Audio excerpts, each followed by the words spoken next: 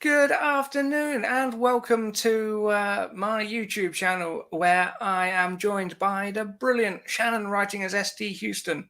And today we are talking about Michael La Ronn's book, Honours Reserve. How are you doing, Shanon? Good. How are you? A1 tip-top. Why did you ask me to read this book? Well, Margaret Bernard was hosting the Black Authortubers readathon for the second year in a row. I think it was the second year. I did it last year, which was my first year. I don't know if it was her first year too, but when I saw Michael La Ronn's name on there, well, it hit me right away because, he's one of our special guest speakers for the Authortube Writing Conference. I've always been curious about his books because I hear a lot about him on the YouTube side of him talking about writing. And then when she put in there in the description somewhere, I think she put it was a space opera. I'm like, I thought of Martin right away because, of course, Martin has a space opera. I should have brought the book with me. I've got Richard's book here, but I really forgot to grab your book. But yes, Martin was what book that is? It's again. And what a glossy book Richard's is. Oh, yes, it is very glossy. Yes. Yeah. There we go. The McMurdo Rift is a space opera. So, of course, you were the first person I thought of. Like, yeah, he writes space opera. He might like this book. If he doesn't, at least we have something to talk about because he knows about space opera. Yeah, it was an interesting book. It was quite a short read. I don't know if it was like a reader magnet or something. Yeah, it was really short. For those that don't know, Michael La Ronn does the Author Level Up YouTube page, which has loads of great information of how to write books and publish books. And the first Saturday of the month, he also does Power Hour. It's more than an hour. This is a misnomer there, but basically writing sprints. He does the first Saturday of every month. And it's always really interesting to because talking about writing and what people write can be quite different.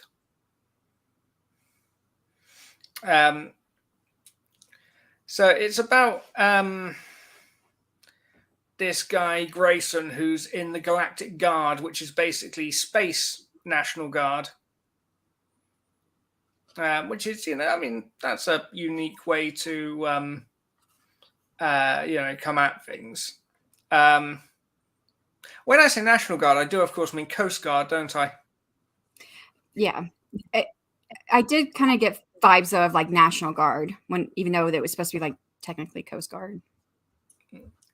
So they're the guys that sort of drive up and down, making sure no one's falling in the sea and that no one's trying to get in without asking and that sort of stuff. Yeah, they're a search and rescue mission, basically. At least Grayson, that's what he's on. Right. Yeah. And were there any characters that stuck out to you that you particularly liked? It is a short read, as you mentioned, and there is a full cast of characters in here. So I think it made it kind of hard to find one that I felt like, yep, I really, really like him. But you are in Grayson's point of view. It's a third close person. And so I guess if I had to pick one, I'd pick him as the one that I liked. So what about you? Yeah, I think he is the standout character. I thought it was interesting the way they sort of the way Michael La Ronn introduces his race. It plays a part in the story, but it's not like an overarching theme. I thought that was definitely handled, and especially so. We open with this Galactic Guard ship dealing with another ship entering their territory, and they go on board. And he finds himself in a situation where he's liberating people who've been taken as... Spoiler section. Just for those who want to know, this is spoilers. But they liberate a slave ship. And then... Well, they try. It has the character's interior monologue and then that sort of reveals like his family history and stuff. I thought that was a interesting use of the narrative too, because you get this with representation, especially in sci-fi, where you can't just say that characters from, you know, Africa or Asia to describe their race. You have to, you know, because they could be from Mars or what have you, and Yeah. you know, you sort of have to find other ways to break these things down. And like again, like especially if you're sort of wanting to be inclusive but not make it about what the story's about, that can be even harder to do it as a subtle thing, without, you know, sometimes the audience feel that you're trying to throw a message in just because you've included, you know, a character of a certain background. And I don't know if that was, I'm sure that wasn't what Michael La Ronn was going for, but it was an elegant way to bring it up without, you know, shoehorning it in, if that makes sense. Yeah. Yeah. I did appreciate the way he wasn't, you know, didn't hit you over the head with the different types of races, but you knew that they all existed. There was different types of people in the on the scene of the book. So yeah, I agree with that. The book was it felt very much like Flash Gordon or Buck Rogers kind of pulp sci-fi. Yeah. The Expanse, this is not. At no point has he sort of sat down to work out what speeds a ship would be going to make a transorbital burn or anything like that. The science just works and no one's going to question it. Yeah. What did you think about Will? So Will was kind of like a secondary character in a lot of ways. He's one of the guys on board ship with Grayson. It's a 3-man team, so there's Bo and Will. You don't get a whole lot of Bo, but what did you think about him? He reminded me a bit of Luigi from Mario Bros, especially sort of towards the end, where it was like Grayson and Will both reacted, and it's like, oh, okay. Kind of feels like you're in, companion mode on a game where you've got two characters doing exactly the same thing at exactly the same time. I did think some of the military characters kind of could have been fleshed out a bit more. They, he felt a bit too similar to Grayson. I think in the beginning there was like a difference that was started, but I don't think the rest of it was really supported. So it kind of started off. Grayson to me felt like in the very beginning, a little bit like the main character from McMurdo Rift. So where he was kind of a reluctant hero, like this is not really what he wanted to do, but it needed to be done. Mm-hmm. Where Will seemed a little more gung ho, like, hey, don't leave me behind. I want to do this. But then it was Grayson who kept doing all this stuff and making the choices to do things. And but yeah, toward the end, I didn't feel like that difference was really there anymore.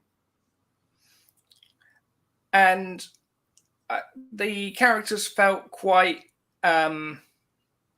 what's the word, like the commander was just like, oh, you guys are great, go and do that, and they're like, yeah, sure, we'll go do that.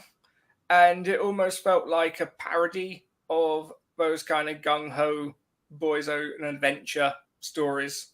There wasn't really much conflict between the hierarchy and the leads. It was very much just sort of, they felt more like characters in an adventure story than fully rounded people at times. And I agree. This was like an adventure story because one thing would happen after the next thing, There was always something going on. And it was, from high level stuff like, a slave ship, being chased down to like his dad dying in the book. Yeah. So there's always something going on in the plot. It's, so he finishes this mission and then they go home and it's all sort of set on the frontiers, there's not really any mention of Earth apart from a few throwaway bits of backstory. It's more in a sort of Star Wars model of, we're just out in the galaxy, which works for it. But when he goes home, the world building didn't really do much for me. It sort of felt quite contemporary, somewhat 1980s at times. Right, because there was a cordless phone, and I was like, yeah, a cordless phone. I don't see cordless phones hardly anymore. So I was like, this is interesting that it would exist. This is what, like 2,800 years in the future? No, wait, 1,800 years in the future. I can't do math. Yeah, it's the 30th century, and a lot of writers don't really go that far for precisely this reason of you expect it to be a lot less recognizable. You look at how things were, just 1,000 years ago on Earth. Even 100 years. Yeah. And like the buildings are sort of described as being in pods, but otherwise you've got cars and phones and trams and things, and it all just feels like, it could be set in downtown Missouri. Yeah. Or Brighton, or, I think like when he was describing the pods and stuff, I think I remember seeing like a picture or something on a movie, and I was like, oh, that reminds me of that picture. I don't remember what it was. I don't know if it was Back to the Future or something. Where it's like a billboard or something of homes, and I was like, oh, that's kind of what it reminds me of. So, was there anything that surprised you about the world building? I wasn't expecting pods. Oh. But yeah, you sort of you didn't really get much of a idea of a relationship between sort of the civilians and the military. Especially, and we're in full-on spoilers here. When the when the invasion starts, it's it feels quite chaotic, and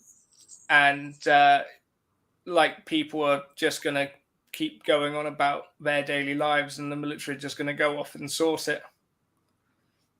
And maybe it's just because we've had a lot more war in mainstream media in recent months, but that sort of felt a bit disingenuous.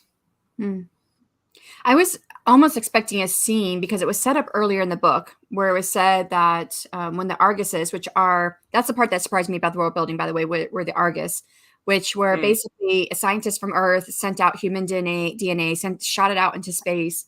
But he also decided last night to shoot out pig DNA at the same time. It crashed into like a moon-like object, which then crashed into an Earth-like object, which then it was a primordial soup that created this pig race that was very intelligent.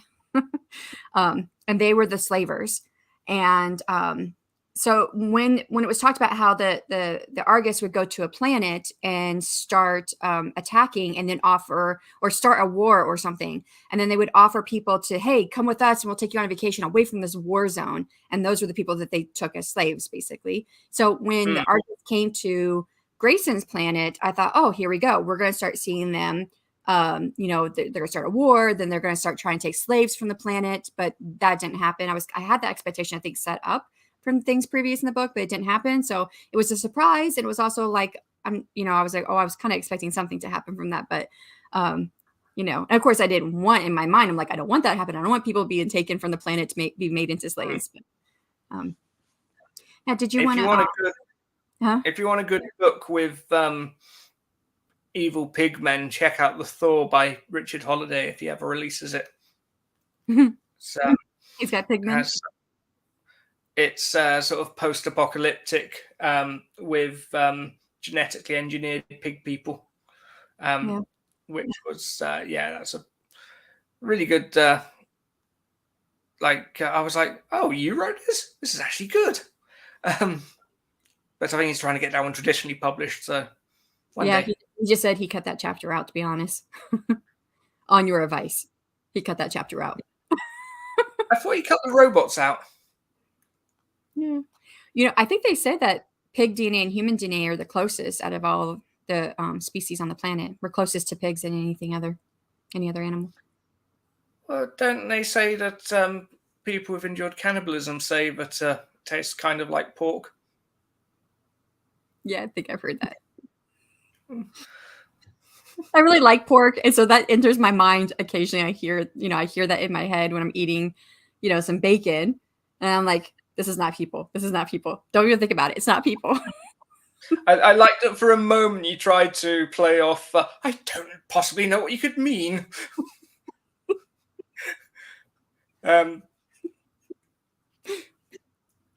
Yeah, it was an interesting setup. You get that a lot in sci-fi, where it's like, I read something recently where the aliens were just like, they're big spiders, and Doctor Who's had a couple of pig men or rhino men or whatnot, and it's a good, it can be a really good shorthand just for you know what I mean, rather than going, you read like, especially the Star Trek tie novels.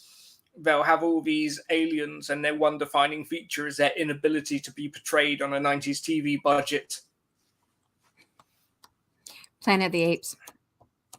Oh, yes. Get your damn dirty hands off me. Did you find any moments that like you really liked in the book, or lines that you liked? I like the just Grayson sort of, it was just in the mold of your space hero. And, if you just want space adventure, he's your guy. Was there anyone that stood out for you? Yeah, I had a 2-sentence line here that I really like. So there are points in the book where the author will give some description, and it's usually, pretty well done in just a few sentences, and then he moves on, and then you don't get description for a while. So then it's kind of left to your imagination what some of it will look like. But there was this 2 lines that came in the middle of an action scene that I really liked, where I think it's Grayson. He's on the Argus ship. Anyways, he says he's on a ship going up to space to chase after the Argus ship. And he says the blue sky gave way to black space. The stars speckled the windows. And I thought, that's very short, straight to the point, but very visual. That's the word speckled. I really liked that. I did like how he wrote the grunting of the Argus as well. Yeah, well, and there was a part where I laughed because the Argus, they're pig men, and they say most of their words sound like bok, bok, bok, bok, bok, bok, bok. Yeah. Right? And Bo and Grayson are in the scene listening to the talking, and Bo says, "I didn't understand any of that, guys. Any thoughts?" And Grayson says, "Say oink oink and see what happens." I just laughed at that part. There's the scene as well where they have so when they liberate the slaves, the Argus then attack the human world, and then there's like a call that comes in, and they go in the room, and there's a translator, a woman who's the translator, and I thought that was a nice detail. You get a lot of sci-fi novels where it's just everyone speaks English, it's fine. So it's nice when they actually stop and address it. So it gives this hint, and I think this is something I started bringing forward in our chats on Instagram when we were talking about the book, was that to me the Argus felt pretty one-dimensional as a race, and in almost every instance they're portrayed as being bad guys who are slavers, and when their slaves are taken away, then they go attack the English planet, the human planet, not English, sorry, the human planet. And so I'm thinking, well, maybe it's true. Maybe all of the pigmen are bad people. But for me, I feel like, races are not one-dimensional like that. But having a translator there just gave that barest hint that maybe there is something more, because how could she become a translator if she didn't have some type of dealings with them that didn't end up in her death or enslavement, So what I did feel about that scene as well is well, if the human governments have been dealing with them and have some sort of treaty, then they'd probably know that any sort of disruption of their culture would result in them just turning up on the human doorstep and shooting things. They'd probably be like, guys, we don't like slavery, but don't rush in and cause a nuisance either. And Margaret says, don't confuse English with human, Shannon. It's just words. We were talking about, the language of the bok bok bok language with the pigs. And of course, the book's written in English. So I was like, what? Wait, where are these English? These are humans. Who speaks English? The human who speaks English. I was trying to remember the word. But yeah. So Richard asked a really great question. Would we read time for everything? Yeah. I think it's already passed in my chat here. But yeah, I think he asked if we would read the next. Yeah, I can't scroll back to it in the chat. Mm-hmm. Pretty certain he asked something about if we would read the next book. So would you? I couldn't possibly comment. I have such a long to be our list. But I don't know if I'd rush into it either. Yeah.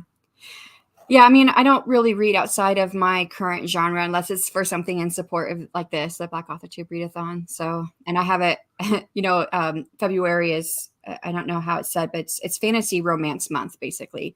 And so there was like over 200 books that were free from fantasy romance authors. So of course I grabbed a whole chunk of those. So I'm like, yeah, I've got a whole lot of books to get through. But I did find it interesting that in the author's note, and I didn't finish the author's note all the way, I just read the first couple pages, where Michael says that this book is the first one in the series, but it's the second one he wrote, or at least the second book was the first one he wrote. So I think that was interesting. Yeah. The Hunt for Red October, I think, was written quite late in Tom Clancy's series and then set earlier. So it's not entirely uncommon. And I know Michael La Ronn, the series jumps between different characters and then they do a Avenger-style crossover later on. And I always find that a bit jarring when the second book follows someone completely different. Oh. Yeah. But yeah, I did quite like that. I did quite. Yeah, go ahead. Sorry. I did quite enjoy the preview of the next book at the end, though. I didn't get that far yet. It's about a real estate agent who sells planets, which is a delightful concept. And it's very challenging for an author because you want to make there's a whole thing. You want to make your characters likable. And whilst it's not a hard and fast rule, you're not making it easier for yourself if you're making a character a real estate agent.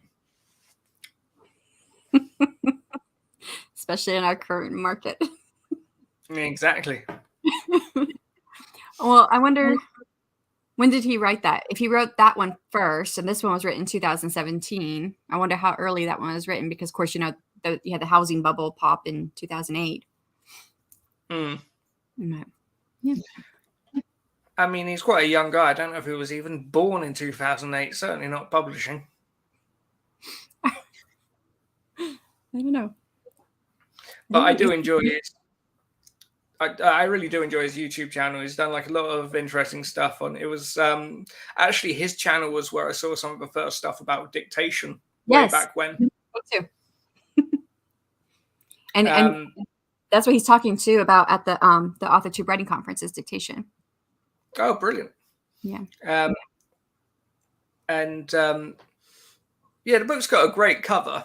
It certainly spared no expense on that. I don't know who did it, but it is good, even though if there's a major typo in the title.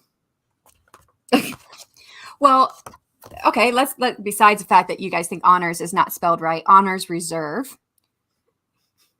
I kind of got the idea from that it was going to be like, because I knew it's military, coming into it and starting reading it, that it was going to be like the reserves, like the Army Reserves or something like that. Yeah. It was the National Guard, which is more of like the Coast Guard, actually. But So I was like, why reserve? Not really sure. I didn't figure it out by the end where that came from. So I don't know. What are your thoughts? Yeah, I wasn't sure if the title was supposed to relate to something literal or thematic about the book itself, or whether, they were just some nice sounding words, which is a perfectly legit way to approach it. So the cover was designed, I don't know how you say it, it's Yokla Designs. Mm-hmm. Oh. Okay. And they had pre-made covers too. Nothing's coming up on it, but they have pre-made covers too. So yeah, that's kind of cool. Okay, so ebook cover is $5.99, full cover $6.98, cover and swag is $8.47. So you're looking at anywhere between $600 and $1,000, depending on what you want. For a moment, I was like, "Wow, that's very reasonable. All of that for less than $10." Oh, American dollars. Yeah. Honors reserved at the table.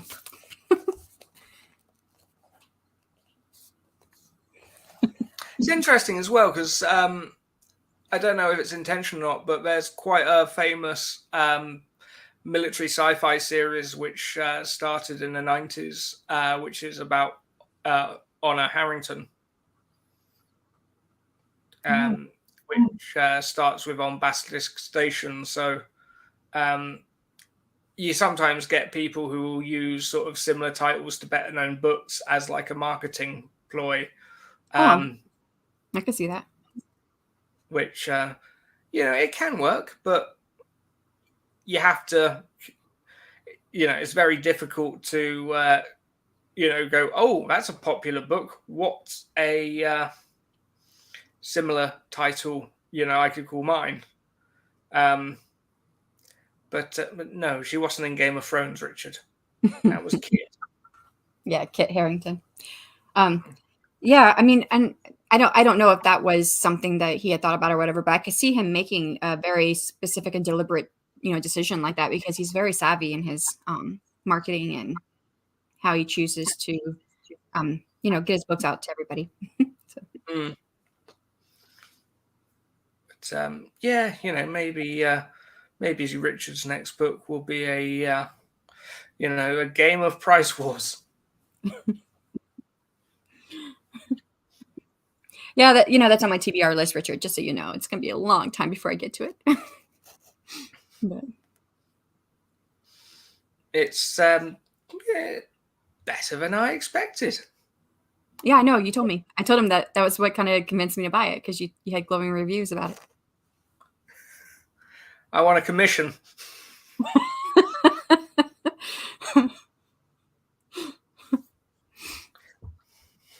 Yes, we should set up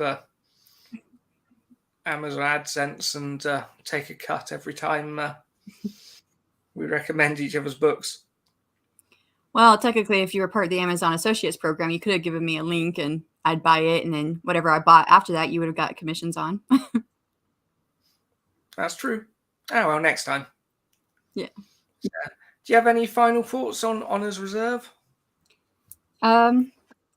It was a quick read. It wasn't hard to get through because there are some books that, especially if you're like, this is not really my genre, which space opera is not really my genre, but I've gotten into it with your guys' series.